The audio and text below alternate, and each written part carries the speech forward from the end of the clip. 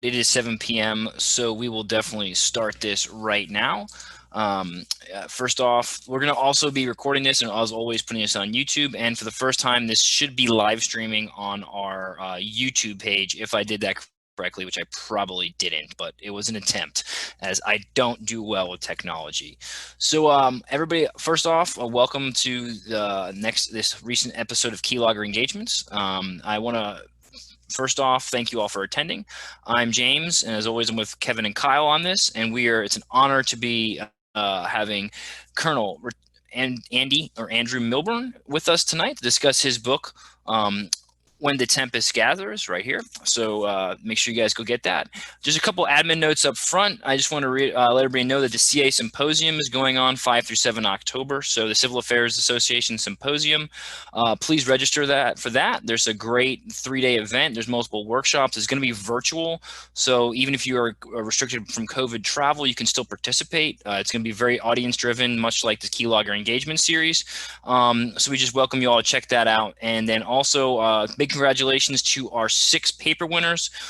We had 2 different writing contests, one about the future of human factors in 2035, as well as one for the team room about team dynamics. There were some fantastic papers, and I would like to note that NCO was actually the winner of both those competitions. So once again, just shows you how strong the NCO Corps is in the civil affairs community and how much they lead the way, and they really are the backbone of us as well as the reservists. So without further ado, Andy, sir, thank you so much for joining us, and welcome to Keylogger Engagements.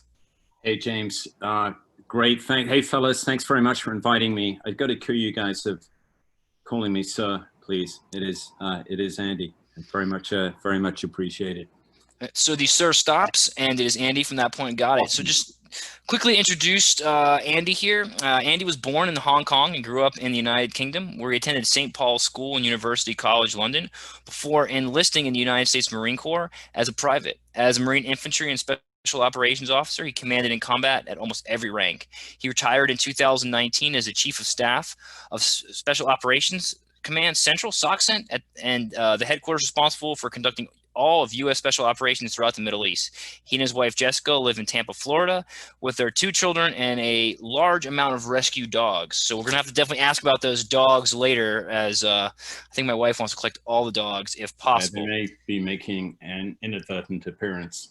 That is okay. I have 2, and they often come in. Or one of our 3 young children often, all 3 of us have very young children who like to pop in often on this as well. So just to reiterate, this is the book, When the Tempest Gathers. Please check it out. It's a fantastic read. We're going to get in the book a little bit. It really is a 30-year journey to show you kind of how the world transitioned from the world of the Cold War into the world of today. And it really highlights, it focuses on Andy's travels, and through his travels, you really see a lot of dynamic changes that go on. And it's also a leadership lesson more than anything else. But we'll definitely touch on that later. Before we start, Andy, anything for you? No, you call me mid-drink. You did tell me that you did invite me to this thing that we could drink during. Okay, good. No, it's just a pleasure to be here, James. Now, you know, I know I'm kind of repeating that, but hopelessly not mindlessly. I do want to add, for those of you who are just about to log off, you know, when you saw the cover of the book, it is not, I hope you don't have any SEALs in the audience, but this is not a SEAL memoir. So when James says that this is a, you know, kind of a lesson in leadership, unfortunately, it's largely a lesson in leadership from mistakes. I think those of you guys who've read the book will agree that it's quite brutally honest about some of my own, I mean, let's be honest about it, failures. You know, as a leader, we've all had them. And so because the Marine ethos is so firmly ensconced against self-promotion, if you are a Marine and you write a book, you have to be brutally honest. So those are the rules of the game. But back to you. No, it's great. No, I guess before we start the pregame, we'll definitely touch on this, but through your own personal failures, I think this book really highlights some of the greater strategic and systemic failures that we have in some of our other areas that are rather larger thing, and we'll definitely touch that in the book. But before further ado, the fun part of the KLE, and this is the pregame, where we're going to ask you some 3 quick questions, kind of icebreaker. I have a laugh or 2, and I will pass it off to Kyle for the start of that. All right, Andy, thanks for joining us tonight. This is for everybody. What are you drinking tonight? I'm drinking Pinot Grigio. It's Cavite. It's not a particularly expensive brand. You know, it's a Costco brand, but it's good value, and it tastes. I mean, it tastes terrific to me. I do not have a distinguished palate. Being a Marine, I probably need to add that, but you know, I'm not a wine snob. But it's, you know, it's a good wine. Why am I not a beer guzzling, knuckle dragging dude? You know, I gave those days up a few years ago, mainly because I would be over 200 pounds if I consumed this much of alcohol in beer, especially amidst COVID, right? We all get a COVID break. I mean, COVID increased everyone's alcohol consumption at least by 50%. You have to agree with me, I'm the guest. Absolutely. I think wine sales are up 66%. I think that is, if you have kids, that's double that, because it makes it that much worse. Oh, absolutely, yeah. I'm drinking a cheap Italian white as well, just sheerly for the hydration purposes. Yeah. I am drinking Spanish wine tonight. I have a Grenache that was also cheap from Harris Teeter, but is delicious, and is from the Valencia region, and it is fantastic. And I highly recommend Spanish wines. They're underrated. James, you're already intimidating, you know, with the intellectual prowess, your recent article, the fact you drink Spanish wine and you wear a jacket to a Zoom meeting has me already on my defenses. So I was under the impression I was doing the Zoom call with a knuckle dragging jarhead, so I'm here representing the beer drinkers. Yeah. I'll bring the class down quite a bit then. So much. Thank you. All right, Kevin, I believe it's your turn now. Oh yeah, so this is a fantastic question. If you could have a drink with anyone in history, at any location, at any time, where would that be, and with what person? You know, this is going to sound so cliched, but it's certainly Winston Churchill. And it's not because of my background as a Brit, but you know, obviously the guy combined sharp intellect with wit, with a renowned history of failures.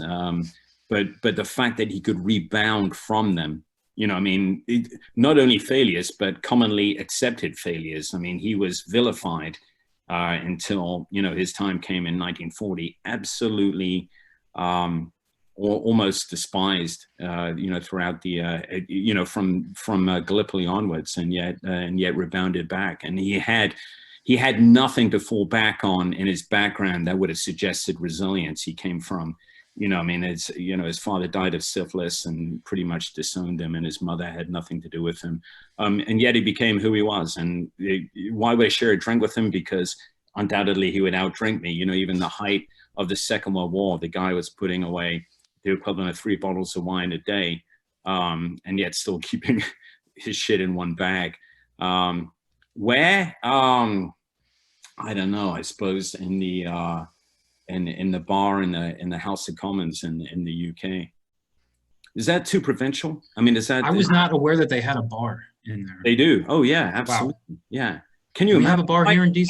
How could British politicians function without alcohol? God, that's a fair point. I will say that the British Embassy bar in Riyadh was my saving grace for 3.5 months and my sanity check, and they were very welcoming as partners. So I know the Brits always somehow find a way to get a drink in somewhere and have a good time. Yeah, and in Riyadh, it's almost literally an oasis, right?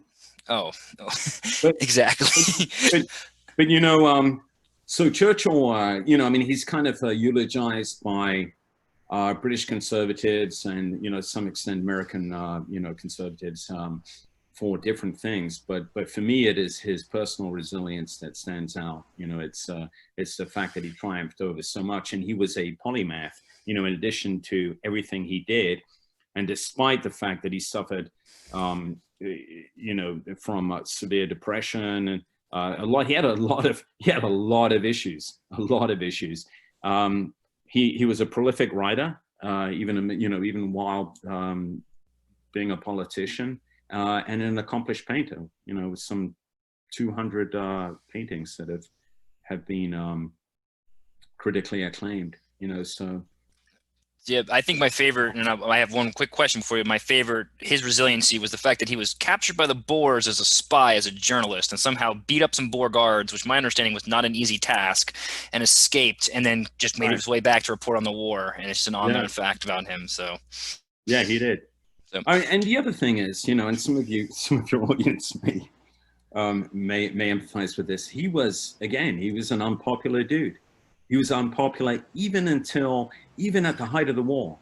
And then, you know, at the end of the war, he was voted out because the average soldier who returned to the UK had enough of the conservative government. And to them, despite his successes in the war, he still represented the establishment. To the establishment, he represented someone who was so off kilter that they had disowned him long ago. So, you know, he was never commonly accepted during his lifetime, despite what his, you know, the legend has become since. So, yeah. So, no, that's great. That's great. And a little lighter question for mine to final it up is, so we all have our jokingly service stereotypes, you know, Marines eat crayons, Marines drag finger. So we drag their fingers and their knuckles on the ground. We would love as a Marine who's been with over 30 years of, you know, time in the Corps. What are your stereotypes of the other sister services? Okay. All right. So when I talk about the Navy, you know, the SEAL, I'm not going to talk about the SEAL community. Okay, I'm just going to talk about conventional Navy, the SWO community, which is kind of the backbone of the Navy. They eat their own, right? And some of you guys who've been in joint assignments have worked at some time for a SWO, service warfare officer. I have. And you know, two things stand out. One is often the guys who make higher rank are very, very, you know, let's be fair, they're accomplished dudes. They're very bright. But at the same time, they know zero about leadership, as we've learned it in, you know, the ground-based communities, right? I mean, they literally eat their own. They are openly abusive to subordinates. They violate all the rules that we have learned coming up. But they generally do well in the Navy community. And I think that might feed into some of the problems that the Navy's been having recently. You know, no need to talk about that here, but I think that's, you know, interesting perspective. I'm going to get the Army last, fellas. So get us the worst too, please. Yeah. Don't hold back. All right. So the Air Force. All right. Tell me if I'm wrong. Air Force.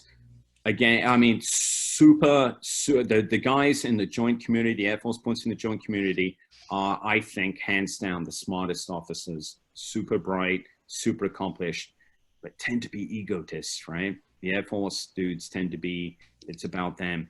I mean, not always. I know if you've got Air Force guys here in the audience, they're just going to vilify me.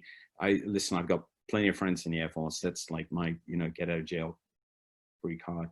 But the other thing the Air Force does that I don't think is a good thing is from an early point in an officer's career, they select him for advanced promotion, right? So they are deep selecting dudes almost out of OCS.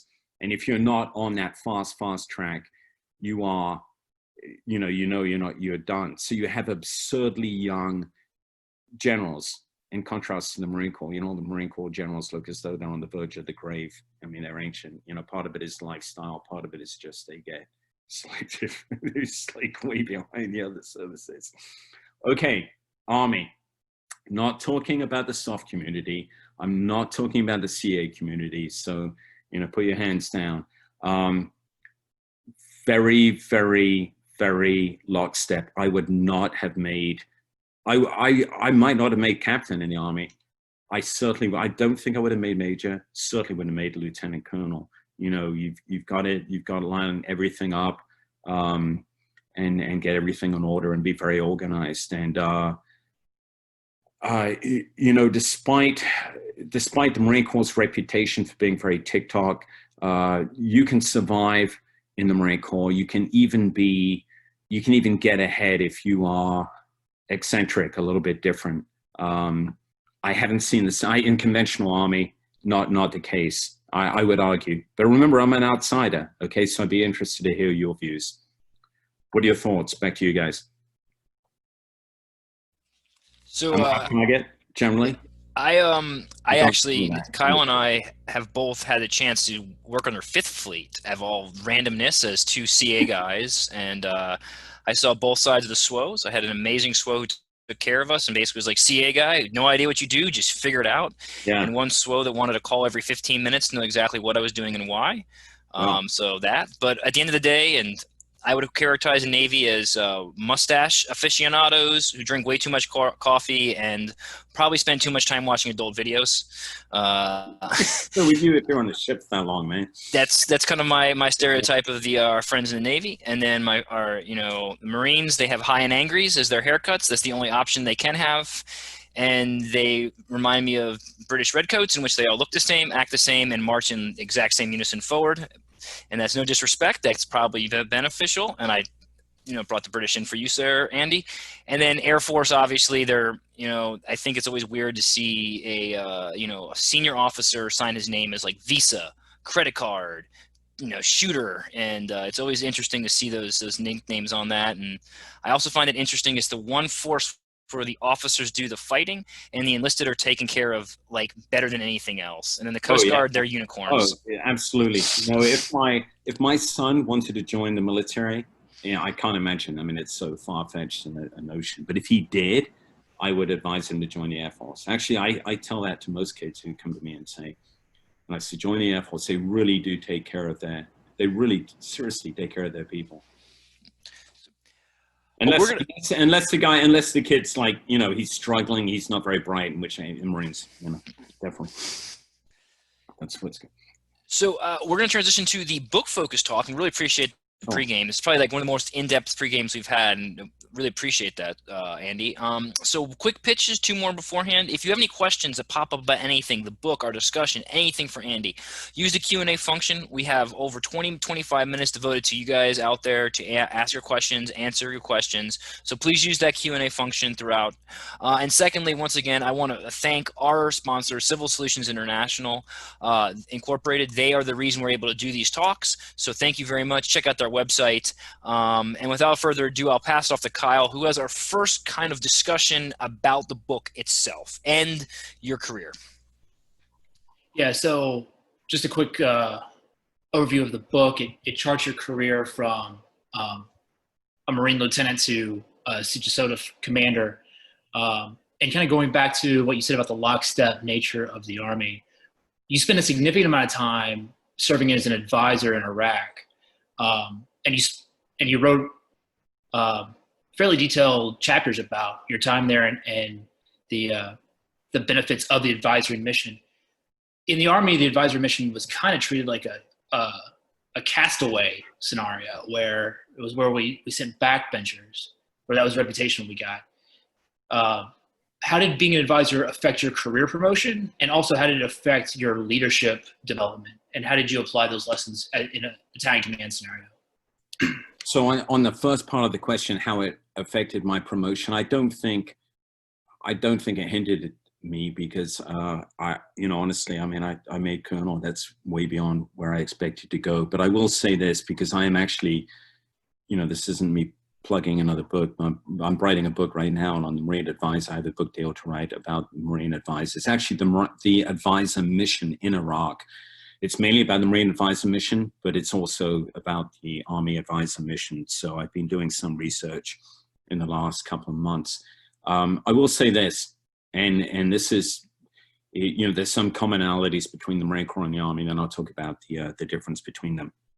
So if you think back to 2003 to 2004, okay, transition to counterinsurgency.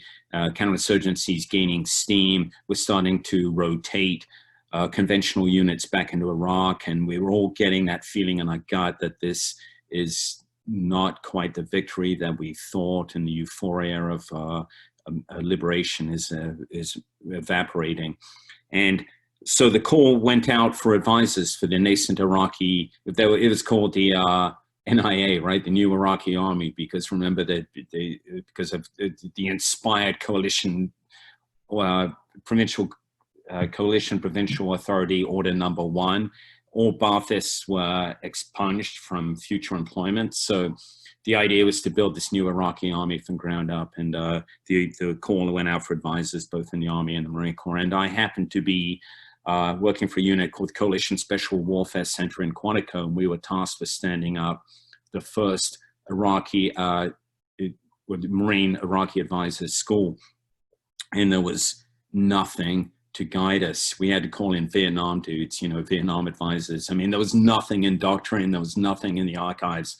And I'm saying this because we're back there now, you know, everything that we did in Iraq's being expunged to. And that's because the mission itself was always undervalued. That's my point. You know, so we set up this advisor school. There was no selection. And as you guys know, especially coming from your backgrounds, just because you're a good soldier or a good Marine doesn't mean that you're going to be a good advisor. And actually vice versa, just because you're a good advisor doesn't necessarily mean you're a good soldier or Marine. I mean, it takes special qualities, right? I mean, really different qualities. And of course, so what the Army did, that was frankly even worse than the Marine Corps, because I think, you know, SF was probably overtasked, or they were doing the sexier missions. They handed the advisor mission to reserve units. A little bit more about that in a moment. But on the Marine side, we didn't have any assessment or selection. But what we did, we just opened the doors, and what we got were a bunch of dudes who were trying to escape things, their units. They were in problems with it. You know how it is when you get IAs, units sending you IAs. So we got a lot of guys who were struggling. And we put them through a school. We couldn't initially kick them out of the school because we had such a requirement to get them out to Iraq very quickly. Initial course was 3 days. Think about that, fellas, 3 days. We were getting them out to Iraq, and then subsequently it came at 2 weeks, no budget, nothing. And then, you know, and I'm getting to your question, Ori, but the requirement just kept expanding and expanding. You know, we went through the first Battle of Fallujah, where the advisors were almost held hostage by their Iraqi battalion who refused to go in battle. People very quickly realized this is not about training dudes. This is about combat advising. But even so, the heart and soul of the Marine Corps was still in rotating conventional units. So if you wanted to get ahead in your career, you would be an XO or an OPSO in a battalion deploying to Iraq. You would not volunteer to be an advisor or be on an advisor team. So again, we weren't getting the first tier guys. As it happened, we did get a lot of really, really good quality guys, but it was almost by circumstance. And a lot of guys who came to us who were cast-offs turned out to be really good advisors and proved themselves in combat. Won, you know, Bronze Stars, which in the Marine Corps is like, it's like getting a Medal of Honor in the Army. It's just, you know, you know, and then getting back on track. So, but you know, even right at the end, it was always a secondary mission. The Army was even worse. You know, we had, you know, I had a team in Mosul, and I had dudes from the Army who, I had a guy who was a trombone player, you know, on my team, never been most of my guys were non-combat arms from the Army. And we were expecting them to troll the streets of Mosul in early 2005. Every time they walked out the gates, they were getting hit.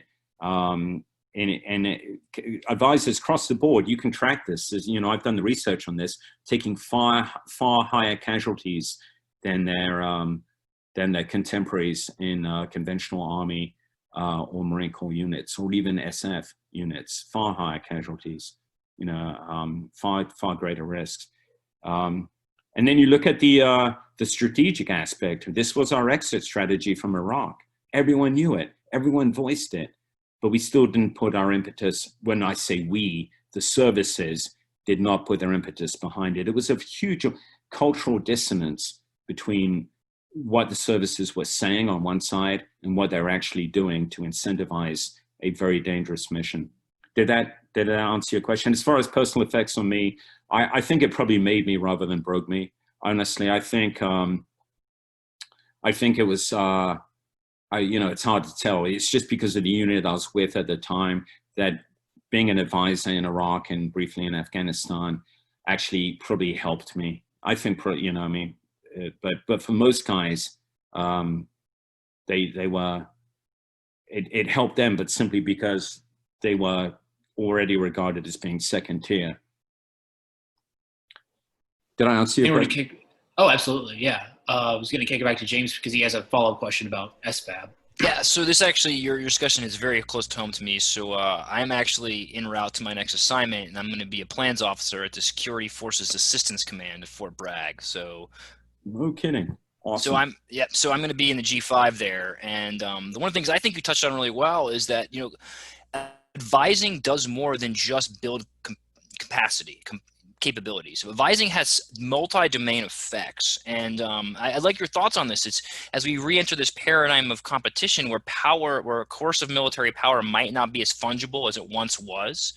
Do you find that the art and science of advising that was ignored, or not ignored as you said, but put on like a second tier status, is going to come bite us because we see the Wagner Group and we see other, you know, other folks out there who are going after these advising missions that has multi-domain effects, and we are just restanding this thing up despite almost 20 years of institutional knowledge. Yeah, absolutely. So we have expunged all our experience from Afghanistan and Iraq. James, I would, you know, I think the SFABs are a great idea. What concerns me is I'm wondering whether they are not just a force structure bid by the Army. You know, that they're essentially brigades, and that because you think about what they're expected to do. You know, I'm not talking about soft selection and assessment, but I'm talking about if you are, you know, at what level are you expected to advise? If you're expected to advise, you know, I mean, at brigade, battalion level, then you need dudes with that kind of experience. You need guys, and so my concern is perhaps that they're not having those guys on the SFAB teams. I'm going to turn on the lights here for a moment. When we go back to the next question, I see myself turning into a vampire here. No, I was just about to tell you, sir. Andy, you might want to turn your lights on there. Yeah. You're going full Marsoc on us now. Yeah, full Marsoc. Okay, I'll talk from the darkness for a moment, and I'll turn on the lights. Your viewers might appreciate me actually in the dark. But yeah, you know what? That absolutely concerns me. I mean, across the board, we have not made a concerted effort. So here's what it should look like, rather than me just throwing this out. So, you know, at the very tactical level, as we select advisor teams from the conventional forces, they should be guides who, you know, I mean, because when we have effect, okay, let me take a step back. If we are simply teaching our partners, you know, how to shoot on the flat range, okay, basically Marine soldiers can do that. Okay, that's skills, that's teaching. So any Marine soldier is taught to be an instructor. Okay, that's not what we're talking about. We should be talking about influencing at the battalion, brigade, and above level, division, right? And higher, you know, all the way up to, you know, I mean, you know, the equivalent of the joint staff. But in order to do that, you need guys who have had experience at that level. And that's where the breakdown comes, because the institution, Marine Corps Army, is not willing to offer up guys with that kind of experience on these teams, James being an exception. And until we are going to stumble with security force assistance. There's other things we're stumbling with too. You know, we all know the drawbacks, the problems we've had with building partner capacity in Iraq and Afghanistan. Well, there's a lot of issues involved with that. You know, one is a sense of setting a series of interventions or providing conditionality on our assistance. So too often we just say, "Hey, I can see an app for that. Oh, you'll need to download one." That's my Siri. Even your Siri's British. I like it. Yeah, I know. I don't know what's up with that. I think it's like mimicking. Yeah. Andy, we can give you a break to turn your lights on because you've gone complete dark with us. And so while you're turning the lights on, I will add, I think that the three of us having experience in Africa, we have all seen that you really can't drive systemic change within military formations, because unless you have buy-in at the staff level at the what would be equivalent of a core staff level. I think the three of us have all done partner capacity building in Africa, and without the buy-in from the CHOD or maybe the Army staff, you're not going to get. You can train tactical units, but as soon as they're dispersed, that skill is dispersed out. We all tried to push CMO and CAO very hard. That's how we actually know we all know each other. But that it didn't happen without that institutional buy-in, and that is exactly what you're hitting on. Is you have to have that GO maybe 06 level, partner building to have both the bottom and the top drive down to meet in the middle to have the effects you want. And you need, as I said, you've got to set milestones of conditionality, and we're very good at the big picture conditionality, in the sense, we've got Leahy, we've got the national strategic level decisions to engage or disengage from a nation, as we've done in the last 30 years. Think about Pakistan in the 90s up to 2001, Indonesia up to 2005, and Egypt since 2017. So, the State Department has made decisions about whether to engage or not. But my point is that once we do engage, and that's all negative conditionality, right? So, but what about we need to incentivize progress, and that's what we fail to do. And we don't do it at any level. We need to, once we're engaged, we need to incentivize progress at the political through military level. And I'll give you an example. And I know it's easy for me to say this, guys, but think about Iraq and Afghanistan. Think about all the talk about we've got to do one more one more surge or a series of operations in order to buy breathing space for the Afghan/Iraq government. Well, who is incentivizing that government to make any sense of that breathing space? It's happened time and time again. And that is why we're still in Afghanistan. Think back to Maliki, and I know I've listened to the opposing arguments. It's really difficult to, do that. But shit, the surge brought us nothing. Everyone trumpets the surge. It was awesome. Actually, I wouldn't argue the surge. It's a different conversation, but the surge enabled us to take advantage of changing conditions on the ground that were happening almost independent of our actions. Okay. So it was good. Yeah, it was great, but it's not, I would argue the surge was not like the miracle salve that everyone argues. But the point is, in the end, it got us nothing because the Maliki government continued on their path of Sunni disenfranchisement, which led in the end to our own, extraction from Iraq, and in the end to ISIS, and having to win all that territory back. In Afghanistan, similarly, again and again. In fact, a Marine general used that term repeatedly, breathing space. We're just giving them breathing space. But there was no one putting pressure on the Afghan government to make use of that. And so here we are. Where are we? 2020. So the dudes deploying to Afghanistan now were in diapers when the first US soldiers deployed to Afghanistan. I mean, this isn't me just banging the desk going, oh my God, woe is me. Look at this, we're still at war. I'm a professional Marine. I mean, war is business, whatever. But holy crap. Same thing with security force assistance. You're absolutely right. I'm trying to think of an example. Looking ahead. So maybe in Somalia or Uganda, Ugandan military has done relatively good things in the LRA operation. LRA operation. They are an active member of AMISOM. They've done good things, but they've also done horrendous things too.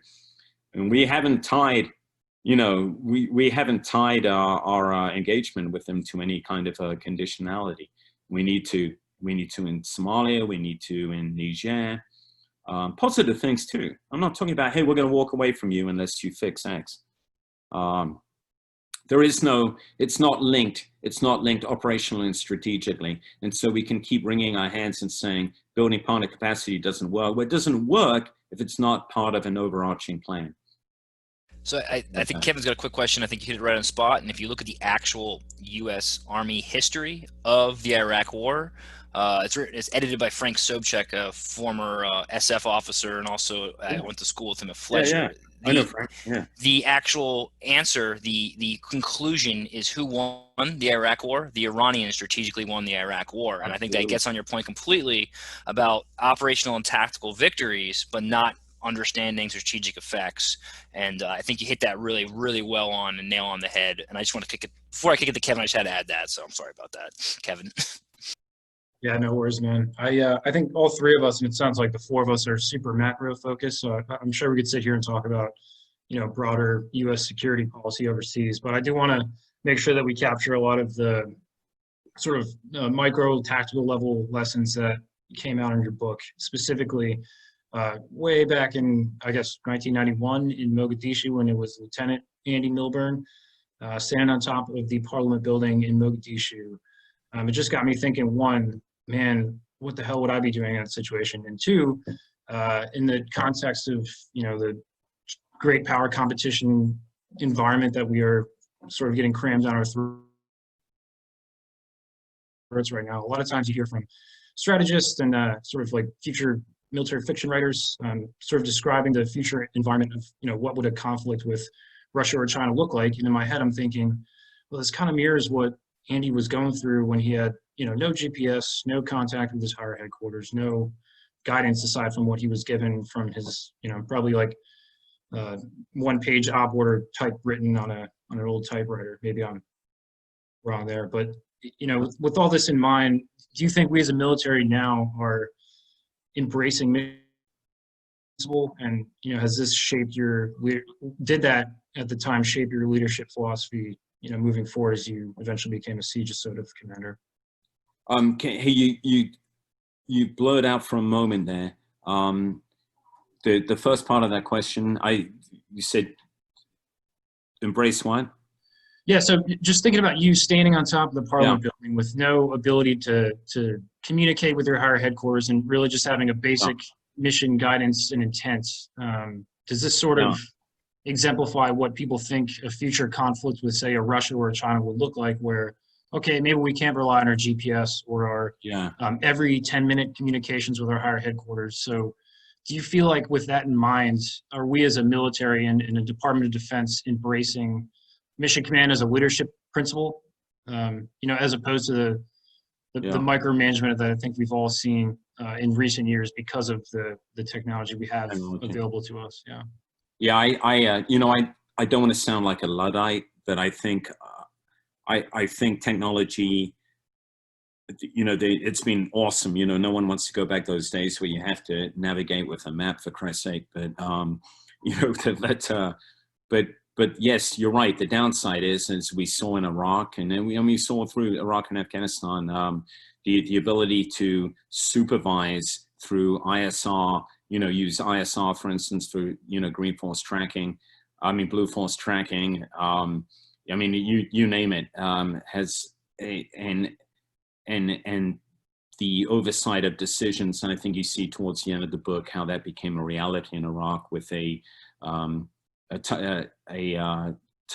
theater engagement authority literally looking over our shoulders, even when it came to decisions of collective self-defense and even self-defense in combat. And that became, to me, that was an absurd but not unpredictable manifestation of two things. One is the proliferation of technology, but the other is just our way of war. And don't get me wrong, I love being in U.S.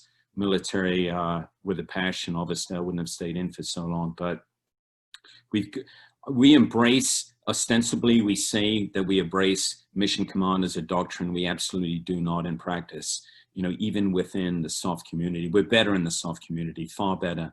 In the conventional forces, and Marine Corps is no exception. We do not. And I think there's a number of factors. Technology is one. One is the extreme competitiveness of our, just within the military, of getting ahead and ambition and all those combined. And aversion to risk, because, and some of it's healthy, you know, some of the aversion to risk is healthy, but it's not so much aversion to risk. We like using that term. It's a misunderstanding of risk. It's a misunderstanding of the risk in that context and what you can gain. You know, Napoleon said that the key to success, and I'm paraphrasing, I know people love throwing out Napoleon. He's like, you know, Confucius and everything. You can say anything and say Napoleon said, but he did, you know, something to the terms that, you know, one of the keys to success is balancing prudence with audacity. It is, you know, it's not undisciplined risk. It's not recklessness, but understanding when audacity plays a role. And we've lost that ability to do that as an institution. We don't ever reward audacity. I mean, very rarely, you know, audacity is risky behavior. So understanding the risk versus gain, risk versus mission, that balance is something we've lost track of. And I give examples in the book towards the end. You know, it's that focus on risk became absurd when you looked at what the balance was. You know, it became debilitating, and actually it generated more risk. I mean, it was blind focus on risk. So in answer to your question, yes, I think doctrinally, by training, we need to our officers to understand, you know, it's not simply, hey, flow like water, like Sun Tzu, but to understand that balance, when the judgment to use when between prudence and audacity, as the French would say. I'll give you an example. All right, I'm not, you know, don't get me wrong, I'm not a Francophile. All right, but the French. You're British. You can't be. That's written in the British Constitution, which isn't written, but it's still written in the uncut. Yeah, the bastards tried to invade us so many times. But 2017, what's the operation in Mali? Cerval, right? And I forget the name. The French general, I think his name was Barrera. But when you look at, I don't know why we're not studying that operation in U.S. schools. It was. I mean, it was lucky. He was very lucky. He took a lot of risks. But largely with conventional forces, these weren't, you know, they certainly weren't tier 1 guys. He had Foreign Legion guys. But he had also just regular French forces. Good force. I mean, he had his, you know, paratroop brigade and whatever. But he was pushing those dudes out to the way beyond his logistics chain. I mean, there's stories coming out of Cerval about guys with their boots melting off, you know, and guys beyond the Cassavac, you know, the ability to get them out in time, and not even within the golden hour. I mean, not within hours. But it was a successful campaign. When it ended in 2014, he'd lost a total of 9 soldiers. Yes, he was lucky, but he had a debilitating effect on the enemy. He pushed his dudes into, I forget the name of the mountain range there, Efforge or something. But he, you know, the adversary thought that it was, you know, the French foot soldiers would never make it up there, because, and they did. And he's written about it. I've just read excerpts from a translation of that operation, and it occurs to me that would never happen. We just wouldn't do that. That dude would have been fired, you know. And if something had gone wrong, the French would have fired him. But, you know, he writes very sensibly. It's like, it wasn't like here I was, you know, blazing away. He explains why these were prudential risks. I just can't imagine that happening, you know, and instead we point to something that happened in Niger that we all know, you know, there was negligence involved. When it really came down to in Niger was a misunderstanding of mission and risk, a miscommunication, and it was more a product of lack of mission command than it was, you know, mission command itself. And so the result, our reflexive reaction to Niger, what happened in 2017 in Togo, was, hey, let's clamp down, let's exert more control, instead of let's understand what happened and let's understand, you know, the balance between mission and risk. There's always going to be risk. Yeah, and I think all three of us can, you know, we felt the effects of that in the years following that event. I mean, we couldn't it's hard to do anything after an event like that when they require, you know, the approval at all these different levels, and then you're just like, well, why am I even putting the effort in if it's this difficult to do anything? Yeah, with a 36 slide con-op, that's going to get turned down anyway. No, so I think it's really interesting you make your point, and there's a book that all three of us, it's obviously on the CA reading list, and it's The Generals by Ricks, and I think one of the things I've realized is that being risk adverse in tactical and operational senses creates inherent risk at the strategic level, and I think that's something we've seen over and over again as we clamp down on those operations and do those 36-page con-ops and don't be able to actually understand where our strategic roles are and what we're doing because we're so inherently risk adverse at some of those levels. But on that point, I'd like to ask this: you discussed some changes you've seen throughout your time frame, and you 30 years. You started off in a bipolar world in which there was the USSR and America, and then we moved into the unipolar moment, and then we moved into this multipolar or non-polar world that is now this great power competition. So my question to you, and this I think we're the last ones before we go to the audience because we got some great questions lined up for you, is what changes have you seen in war, if any, and warfare? And I ask this because I've heard some folks, actually Marine General Dunford at a speech said, if you took a soldier from 1914 and put him in 1918, he couldn't understand what was going on. Take that soldier in 1918 and put him in 1991, he'd get a general idea. You put a soldier from 1991 in 2020, he had no concept of what warfare was. So have you seen those changes throughout that 30 years? And have you seen any actual changes to war itself in that period? So I'll answer your second question first. Honestly, because remember my first experience of combat, if you call it that, was in Mogadishu. And the experience itself, as you guys point out, the technology was very different. The rules of engagement were different. But the experience itself was not different than what subsequently I experienced in Iraq and Afghanistan. So in the nature of war itself, I would guess, I would argue not. Obviously I can't predate my own experience. The nature of how we conduct it has changed, as you guys all know, hugely.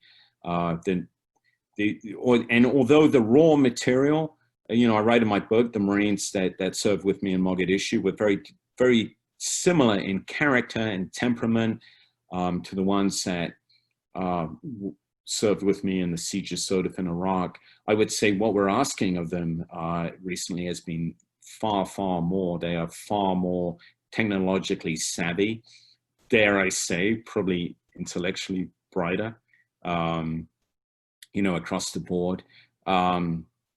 And I'm not, I've got to be careful not to mix conventional with my experience with MARSOC. But yeah, even so, if just taking conventional Marines against conventional Marines across that time, yes, intellect, understanding of technology, and emotional intelligence to some degree, understanding the environment. We've hammered that.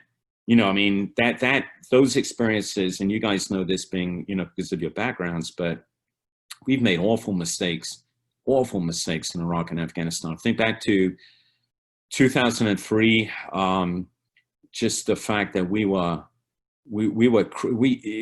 like pointing our fingers at political administrations and civilian and the coalition provincial authority for generating the insurgency, but we in the military played a key role in doing that by just alienating the local population. It doesn't matter if you're Army or Marine Corps. I served in Mosul with the Army, and I spent a lot of time in Anbar province. And I tell you, we were killing a lot of Iraqis who did not need to die.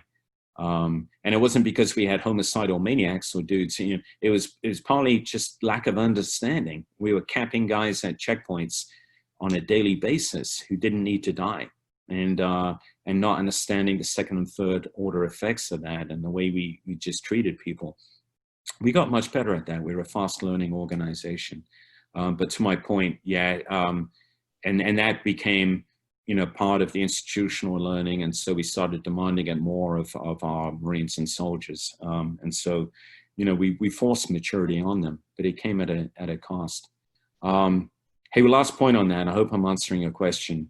You know, if you were going to ask me, honestly, the biggest difference between SOF and conventional forces, I get it. I mean, you know, physical fitness is always emphasized, and weapons proficiency and, you know, training, but it really comes down to intellect and emotional maturity. Emotional maturity, being able to read your environment and understand and empathize. And that is why we see, you know, we continue to see captains have operational, even strategic effect with their partnerships that they develop, that you just don't see in conventional forces. And that's why you can rely so much on mission command in the SOF community. I hope that answered your question. No, it really does, and I appreciate that. That's fantastic insight from 30 years. So what we're gonna do now.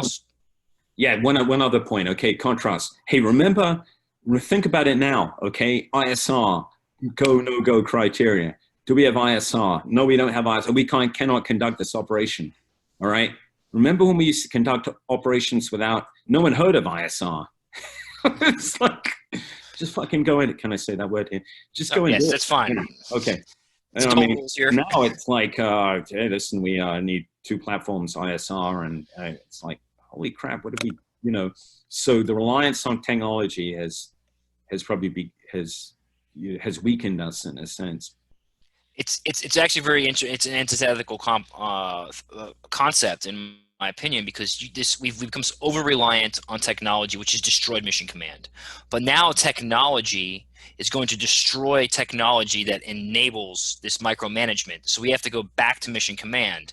So it's just kind of the snake eating its own tail in a sense. It's going to be very interesting if we are able to reinstitute mission command after a large amount of our conventional forces growing up in a world where you can't go 20 clicks without 14 con-ops and your division commander blessing off on it. So it's going to be, I think it's going to be pretty interesting as we adjust to this as our next major paradigm shift in the world of great power competition at large scale combat operations. You know, that should be your next topic. Okay. Because I thought your article on that was really good. And I'm really, again, separate discussion. I'll shut up. But this whole binary discussion about great power competition or irregular warfare. Hey, we're over the irregular warfare thing. Great power competition is the thing. Is so short-sighted. I'm horrified to hear senior officials at the Pentagon talk in those terms. It's like, do you not really understand what our adversaries are doing? Have you been tracking what the Russians have been doing, you know, since 2014, the Crimea, and have steadily perfected and continue to do in Libya, you know, from Libya to Mozambique and Syria, and what the Chinese have been doing with the maritime proxies? And you really think that this is a binary discussion that we get to choose in the national defense strategy, that we want, that great power competition means conventional aggression deterrence, you know? 100% correct. And I know Kyle's got a quick point on this, but I don't think people quite understand that the house with the 5 sides is that competition is inherent. It is ongoing every single day. It is the enemy's most likely and current ongoing course of action.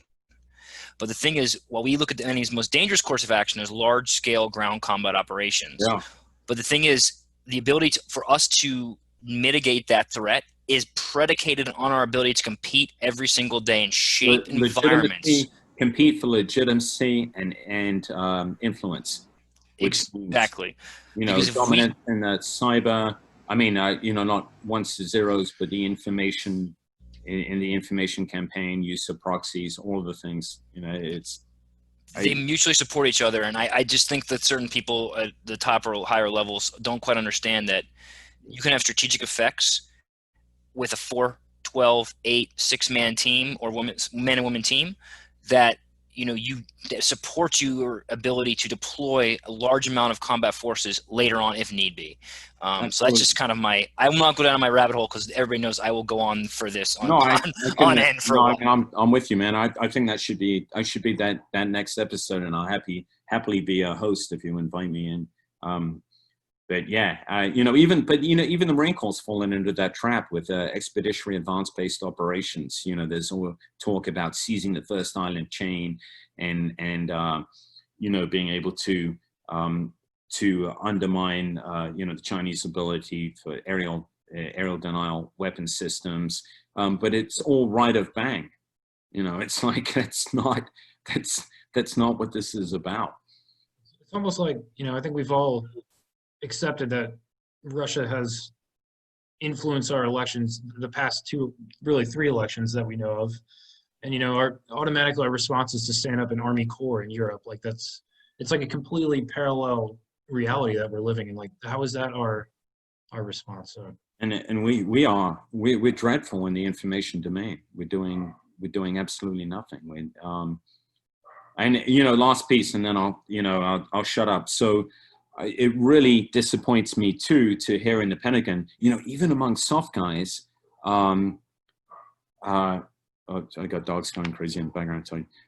Even among soft guys,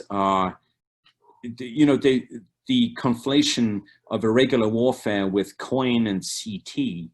What about our own irregular warfare? I think we need to relook at soft doctrine because yes, the Army is very protective, Army SS very protective about UW, but there are variations of UW that we've already, not doctrinal, but variations of UW that we've already exercised a good effect in ISIS-controlled territories against a proto-state. Why can't we replicate those against nation states, with a limited presence on the ground too? Yeah, exactly. A very small footprint, and small footprint gives you persistence.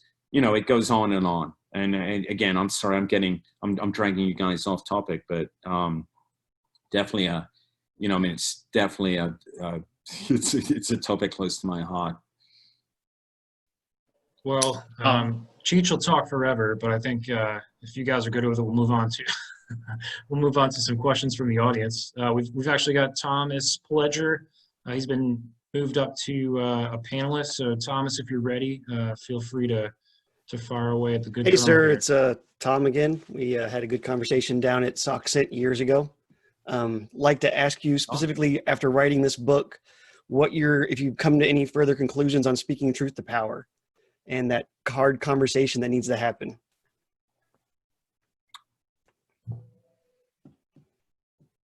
I honestly, Tom, I don't think I always did speak truth to power. From my point of view, and I think I'm quite honest about it in the book, some of my regrets in Iraq were not being more adamant about things that happened that were, in retrospect, almost criminal. About my conventional chain of command. In one case, I called off an investigation after a team of ours was almost killed because I thought, negligence of an Army conventional 1-star.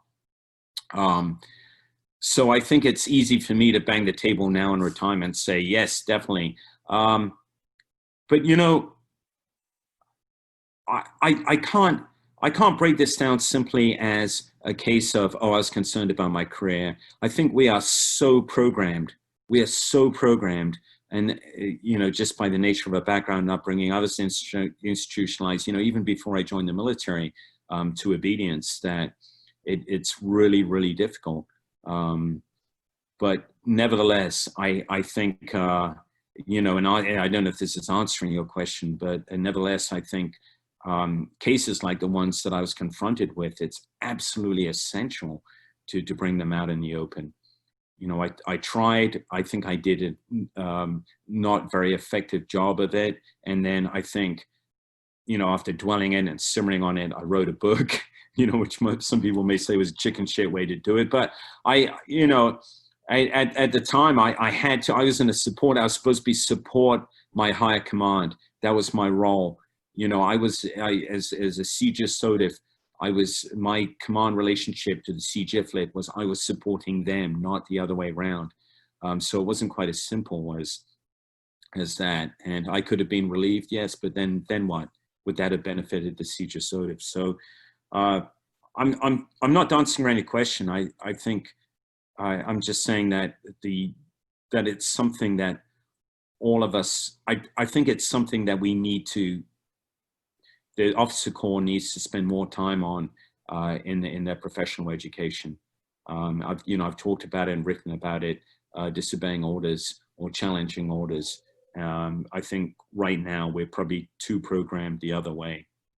And I would argue that perhaps other militaries, namely, and I'm not saying this because, of my background, but Australians and Brits are a little more lenient towards challenging those above you. We are, we come from a society that's more egalitarian than any other society in the world. And I think as part of compensating for that, we create this military that is really incredibly hierarchical, and at times that has drawbacks. And what I witnessed in Iraq was one of those drawbacks. Did that answer your question?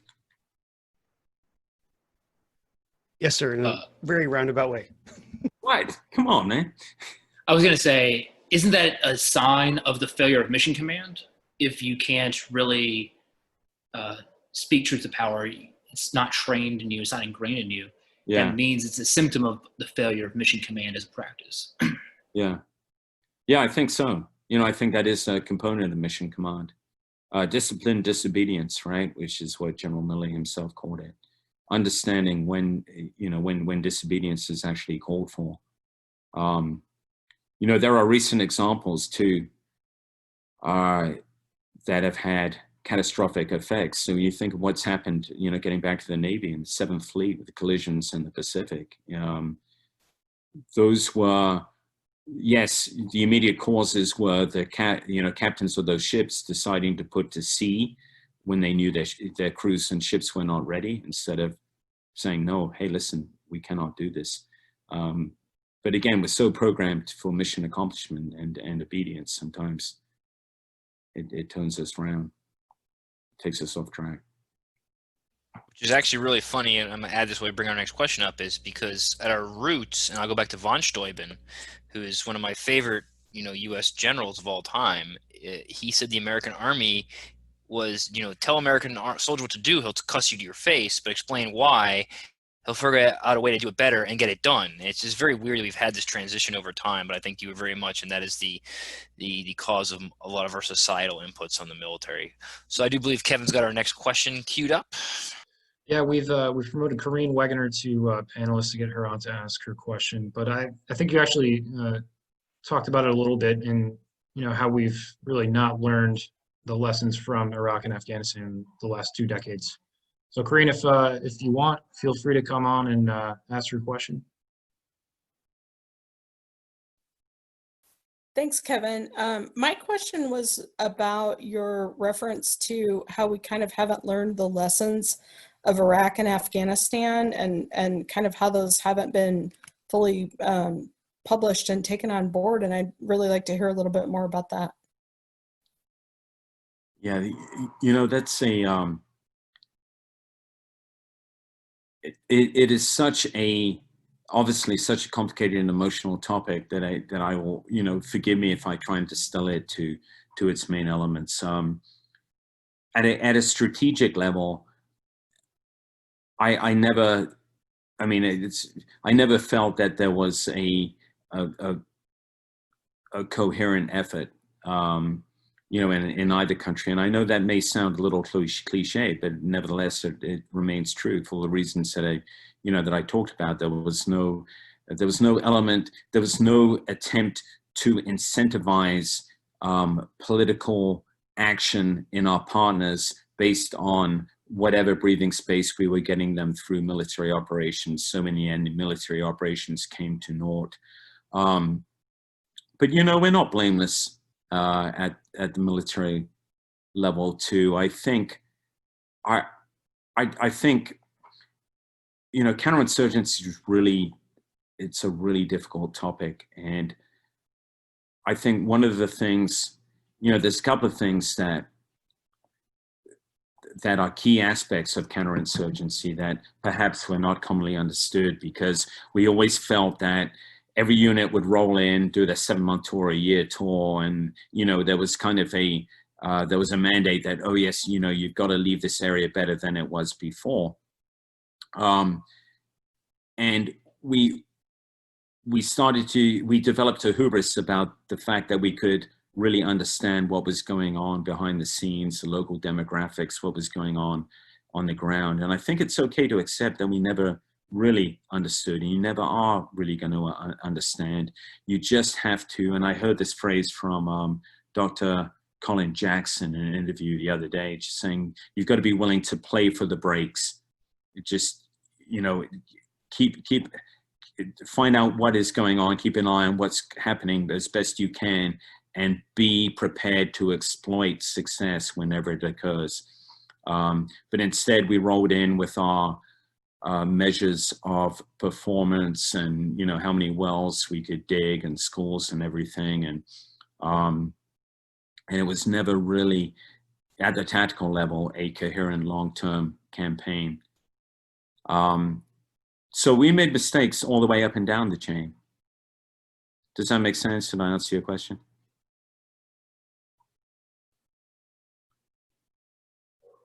Intellectual. Yes, thank you very much. I had a short follow-up question about emotional intelligence and what your opinion is. Can that be, is it innate or is it learned? And can it be trained? I would get, I mean, you know, I'm not a psychologist. I think it's I think probably most of it's innate, frankly. You know, I've met super bright people who totally lack emotional intelligence. You know, I've met 3-star generals in Iraq who absolutely lacked it. You know, most recently in the counter-ISIS campaign, who would, you know, dictate, you know, case in point. I mean, I sat there, a lot of us sat there during a very detailed plan for a division attack for an Iraqi division that was all planned by Americans. But it was like it was never really, they never got Iraqi buy-in for it, you know. And at the end of this long brief, you know, I mean, you've seen these briefs, right, with a huge terrain model and everything. An Iraqi general stood up and said, we're all gonna die, you know, which caused tremendous embarrassment. You know, so you had you know, I mean, you had he was a 2-star general then, but he had 3-star American general. He did 5 tours in Iraq, but because he lacked emotional intelligence, he never really understood his partners.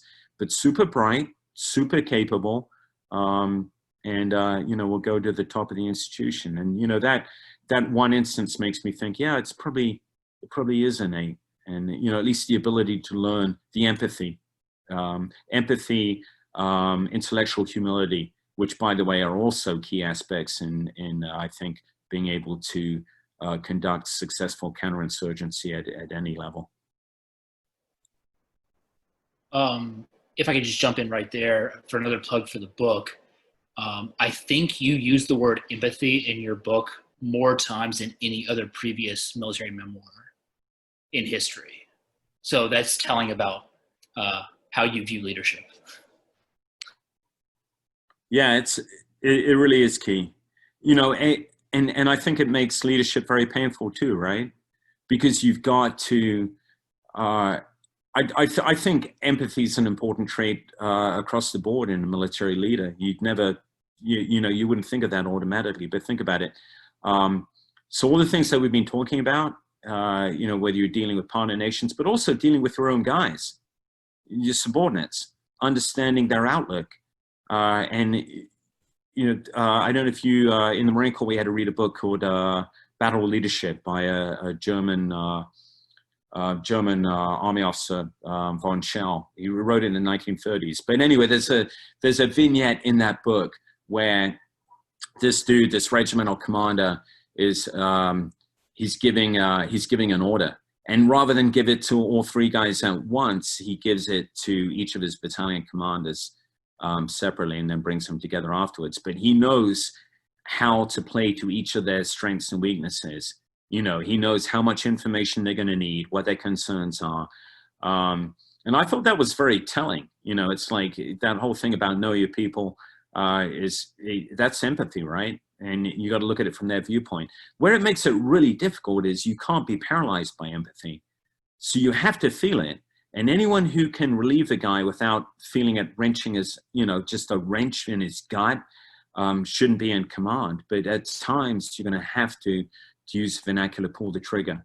So you have to mix that empathy with that strength to understand when the, you know, when the greater good, the institution has to, it takes primacy, and you have to perhaps, you know, you've got to hurt someone in order to get there, but at the same time feel their hurt. So I think if I can add real quick, I think empathy is also really important, not only internally as a leader, but also externally as a planner. To be able to put your shoes in your adversary, the person you're partnering with, or even your competitor, allows you to understand their motivations. And I think there's a great RAND study out there about deterrence. And the key to deterrence is understanding who you're trying to deter's motivations and aspects. Empathy is so important across the board. I just wanted to add that in there. It's just a key aspect of strategy, military leadership, and understanding the world we live in, before we pass off to our next question. Okay, next question is coming to us from Albert O. He's a close friend, a colleague, and I don't want to be held responsible for anything that comes out of his mouth. So Al, go for it, brother. Let's cut it off. I'm actually not going to flip the camera on. I wasn't prepared for my close-up, so please excuse me there. But sir, appreciate the refreshingly candid conversation. Enjoyed it. And tonight and in your writings, you've mentioned the role of, I'll call it professional dissent and audacity. And just from the last few years serving within the SOF community, there is a ton of talk about innovation. Everyone's talking about 21st century security environment. How do we compete? We're going to have to innovate, so much so that it's been woven into the brigade medal. Like, people just push it out saying, this is an essential task. Everyone will innovate. I think you covered some of this in your response to Tom's question, but just to kind of beat on the drum of that professional aspect of professional dissent, as an officer, one of the most important things we're taught is to take accountability. You know, you're responsible for everything your fill in the blank does or fails to do. And I think we're all familiar with the SOCOM professional ethics review that came out this last year. Lots of questions in the public about permissions and authorities. Are we taking proper accountability? And I think that the last response about empathy actually segues quite nicely into this question. How have you in the past reconciled what we might consider necessary risk and professional dissent with that need for innovation? Well, I think it's all tied together, right? I think, and with mission command. I think if from an early point in an officer's career, if you make them understand that you know, the balance between mission and risk and mission command and disciplined disobedience, you know, with that comes initiative, and then you reward. You know, you can talk about, it's just like everything else. You can talk about innovation all you want, and you're going to get some wacky responses because people want to be, you know, the teacher's pet. But what they really look to see is what kind of behavior gets rewarded and what gets punished. And that's where, as an institution, I think sometimes we break down. Disciplined, you know, you teach people what disciplined risk-taking means and the balance between audacity and prudence. And then you make an effort to reward, or, you know, I won't say punish, disincentivize accordingly. That's number one. Okay, number two, I think, I'm gonna be vilified, I think, by some people here. I think we've got the Army's better than the Marine Corps, but I think we've got too many dumb people in the officer corps. We got too many stupid people across the board. You name this, it doesn't matter. Marine Corps is bad. We maybe even worse. We've got some really stupid people, and we allow people to get ahead with minimum imagination, just on, you know, just checking the boxes, and it's not just the intelligence; it's the lack of willingness to grow and to learn. I think it's what's bothered all three of us the most. I think it's to check the block, wait out 2 years, make no waves, and then get promoted, and that's my biggest issue. It shocks me. You know, I've got peers. I mean, I've got, you know, guys who retired as colonels. I'm like, holy shit. How did this guy even graduate college? You know, I mean, it's shocking. You know, across the board, we say that we encourage professional military education, blah, blah, blah. But again, it gets down to, you know, I think commanders need to make an assessment of their subordinates' intellect too. It isn't just performance, it's intellect, because they have to grow. And I'll go on a limb here, but unfortunately we still have a fair number of GOs, again, regardless of service, who really lack that intellect. You know, I mean, I think probably we're getting better. You know, I think a lot of people would say, hey, you know, the military is better than it was in the 50s. It's like, but still we need, I mean, this is more than any corporation, we are an institution that requires guys who are acute intellectual thinkers. You know, yes, men of action, all that bullshit, but, and if you're not, you have no place in this organization. That's my feeling. Measuring it, assessing it, rewarding it, punishing those who disidentify, you know, forcing those out who are too dumb to get promoted. There should be a block on fitness reports, you know, hey, you know, intellect, or, you know, you should be able to say, hey, this guy, great guy, but he's capped out at this rank because he's just freaking too dumb. Before we go to the next question, I think a lot of that too is kind of in our, so I'm in CGSOC, ILE, and we only look at a certain warfare, a Western way of warfare that is centralized around, you know, force on force, mass force. And I think it's perpetuated this myth of wanting to fight, was it 73 Easterling over and over and over again. Yeah. Yet in the entire block of CGSOC ILE, we have a half a class on Sunza. So Master Sun, who is influenced Mao, influence a ton of people who we compete against us, is not being discussed. And I think that is why some of these leadership that you talk about aren't informed about it, because they're check the block individuals. And if the block check isn't learn the Eastern way of warfare, learn Gandhi, learn about Sharp, learn about all these individuals who have a different way of conducting warfare to get their aims, they're not going to do it. And I think it comes down to the institutional level of warfare to actually get that into their mindset. So that's just kind of my little 2 cents on that before we go to our next question. Sorry. Yeah. Why are we not rewriting our doctrine to counter what our adversaries are already doing? You know, this is a good example. Why not? Why are you know, Russian PMCs doing everything that they are doing to include information operations, and our own SOF community is lagging behind? It's not for lack of intellect, honestly, at the lower levels, but it's shocking. Why are we having this binary discussion about great power competition? It's because I think at the higher echelons, we have a lot of people, too many people who lack imagination. Why are we ignoring the developing world where our adversary's entire strategy is predicated on winning the developing world? Yeah, very much so, yeah. So we'll move it on to a question from Dana and Nadia, and this will be the last one before we close things out with you, Andy. So Dana and or Nadia, feel free to come on and ask away. Good evening. It's been fascinating conversation, actually. This is Nadia Bilbesi. I'm the Bureau Chief of Al Arabiya Television. I actually have the Colonel book from my friend Dana, who gave it to me.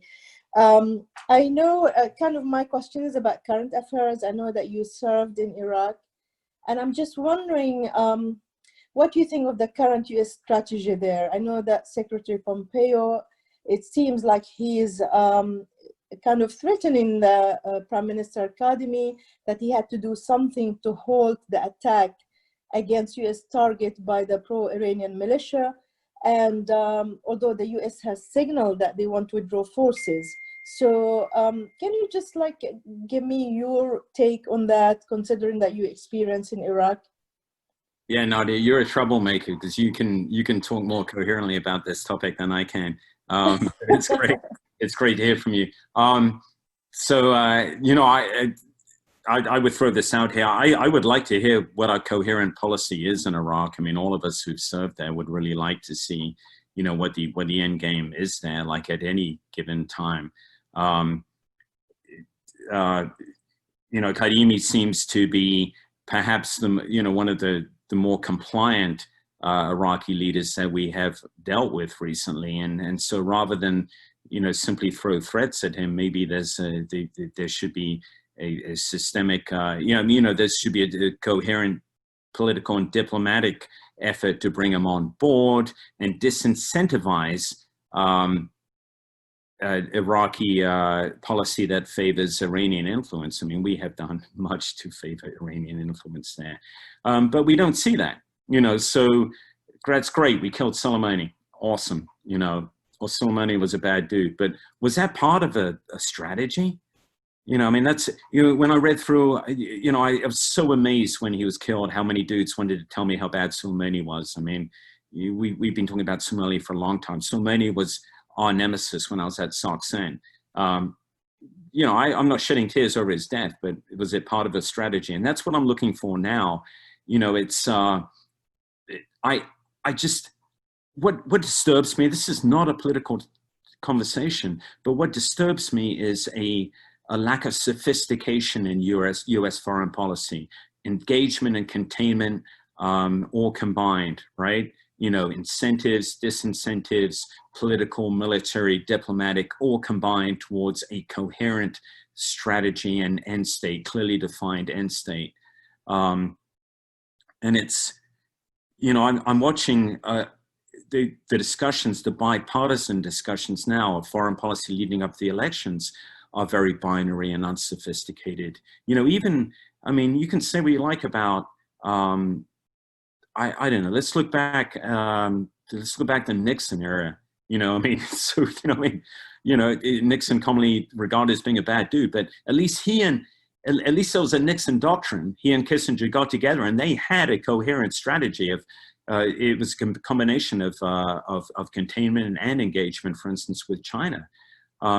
So getting back to Iraq, yeah, what is the end state? I would like to see, here are our goals in Iraq clearly laid out. Here's how we're going to get there. Here's how we plan to weaken Iran's hold within Iraq, both through incentives and disincentives, because you can't just keep offering the stick. You keep offering the stick, Iran's got plenty of carrots to offer in its place. And there's a lot of, as everyone knows, a lot of cultural influence that goes deeper than we can reach. We've got to have a really good plan. And the other part about this is this simple resort to, we're gonna have 5,000 troops there. It's just like, we always resort to numbers, right? Remember the surge in Afghanistan? It's like, how many brigades are we gonna have? What is the goal? What are those dudes are gonna be doing? What sort of troops? How are they gonna fit into this greater plan? That is what I would like to see. So I'm not answering your question in, you know, exact. I would just like to see what the policy is. What is the strategy? And I don't see it right now. And that's what disturbs me. Great question, though, Nadia, as always. What do you see is wrong? Oh, he's talking. Oh, sorry. We couldn't hear you. We're muted. Yeah, I agree with you. It has to be within a strategy, and we will see how they are able to work with this current prime minister. I mean, the president and the secretary, they have, they have been praising him. They think that he's different because he came also from the security and the intelligence agencies. So they know him very well. So they seem to have some faith in him. But as you said, Iran influence there is immense. And to sever these ties is going to take a complete and whole strategy towards Iraq and Iran together, not just towards Iraq. You're right. It's got to be a structured, you know, there can't be total disengagement. it's like pulling out of Syria or not pulling out of Syria. What was our goal in pulling out and severing ties? It's anyway, I'm sorry. James, back to you. Great question. Actually, we have one last question. Oh, sorry. Go ahead, Dana. Nadia? Oh, well, no, I'm fine. Thank you so much. I'm going to leave my last chance to the person who wants to ask a question. Anyways, it was good to hear from you, Andrew. Hope to see you soon. Andy, for our last question, this should have been asked at the beginning, but why did you write this book? So I wrote it really without meaning to write a book. Honestly, I came back from the deployment I just talked about. I was dealing with a lot of angst. Those of you who read the book know I was dealing with some personal tragedy. I was probably dealing with, I was dealing with a lot of frustration from that particular deployment. I was probably dealing with an aggregate of, honestly, of combat stress, although we shy away from admitting that, a lot of stuff. And so I went to this great job at SOC Cent. I loved the job, but I was, mentally I was still, lying awake at night. So I just started writing, and I found that writing was the one activity that was all absorbing, because I'm not, I didn't feel particularly good at it to begin with. You can read and your mind wanders, you can PT, your mind wanders, but if you're writing and you're focusing, I love that exercise, that mental exercise of trying to choose the right words, and thinking back and trying to evoke things in your mind and putting them on, putting them on paper. And I found that was so absorbing. I started off writing 1 hour a day, and then 2, and then 3. And it was therapeutic. And then a few months later, I happened to run into a former Marine advisor, a guy named Jeffrey Turley, who was in the who was badly wounded in the spring offensive in Vietnam in '72, and he told me he had awful problems with PTSD, although it wasn't commonly recognized back then. He's a Marine captain, he's trying to go on with his career, but he couldn't. He was struggling, and he said he started writing, and it cured him of his nightmares and everything. So I'm not putting myself on the same level as him, but I began to understand. Yeah, writing is a great. It's a really therapeutic exercise. For those of you out there who think you can't write, just start. Just try. I know you guys on the panel are all accomplished writers, but it really is. It's a great therapy aside from anything else. It really is, and it disciplines you, because it's easy to throw opinions out on Facebook or whatever, but when you have to put together a coherent, logical argument, even when you're talking about your own life, and put frame of reference in there and draw lessons from it, it's a great exercise. Yeah, and I don't want to sit here and blow smoke up your ass, Andy, but you're an excellent storyteller, and you can't put the book down. It's really well told, and it's there's a lot of really fine details there, but there's also this more higher level intellectual thought and how you were feeling at the time when all these things were going on. So I really enjoyed it. I really did. No, thanks. My ass has always been receptive to smoke, so I appreciate it.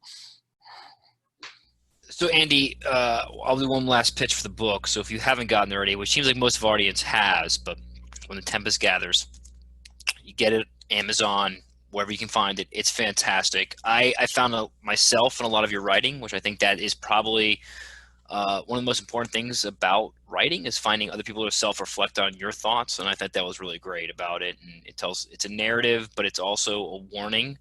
And right up front, it just tells you, it is a good book. I'm not even going to do it. But with the closing, first off, Andy, we always offer our guests, we've been grilling you with questions for an hour and a half. Would you like to grill us with any questions? We always offer this. Yeah, guys, what brought you to put this together? This specific or just your book, sir? Cheech talks too much. We're just trying to give him an outlet for him to speak, because he just keeps talking no matter what. James, correct. Yeah. Well, it's great. It's a good platform, guys. It really is. No, kudos to you. So we actually, the reason we've put keyloggers in games, this is actually a great segue. This is actually the three of ours the last time hosting this.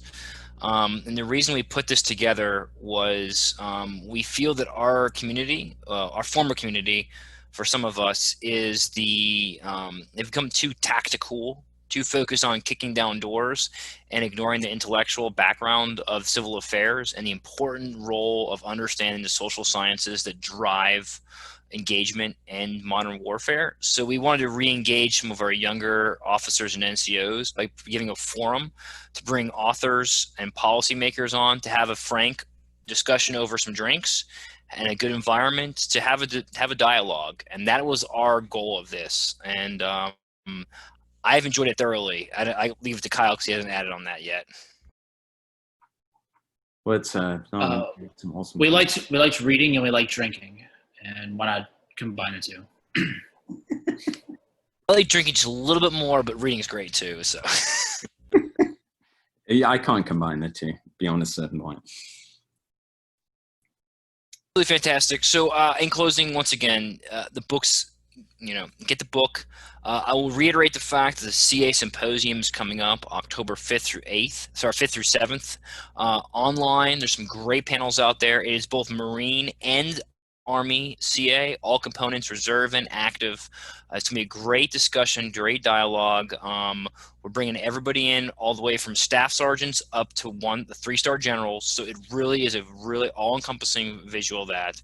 And please join Keylogger Engagements in November. There's going to be 3 new hosts. This is a 6-month gig. So if you're a CAA member and you're interested in possibly hosting this, contact one of us through the CAA website, or if you know one of us, and we'd love to pass the baton off to you.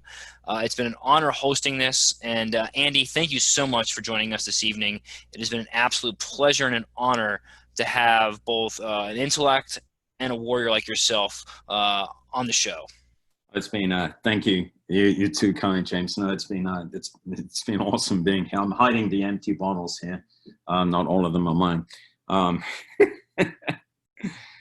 But thank you, fellas. It's been terrific, and to everyone in the audience too. Oh yeah, get the book, please. Get the book. You must do it. If you like it, please post an Amazon review. All the top 10 memoirs, Iraq, Afghan memoirs have all been written by SEALs. So you got to help me offset that balance. So that's a challenge that I will openly accept, because swim, eat, That's lift, unacceptable. and tan is not always whatever that joke is about those guys. But so anyways, if anybody we're going to stick around for a couple extra seconds. We're going to turn the recording off. We're open to ask any additional questions, but the recording is going off. So at this point, it is the end of the session. Thank you so much. CA Symposium book. And if you're interested as a CAA member and you're between the ranks of E1 to 04 and interested in taking this gig, let us know. We'd be happy to take those comments.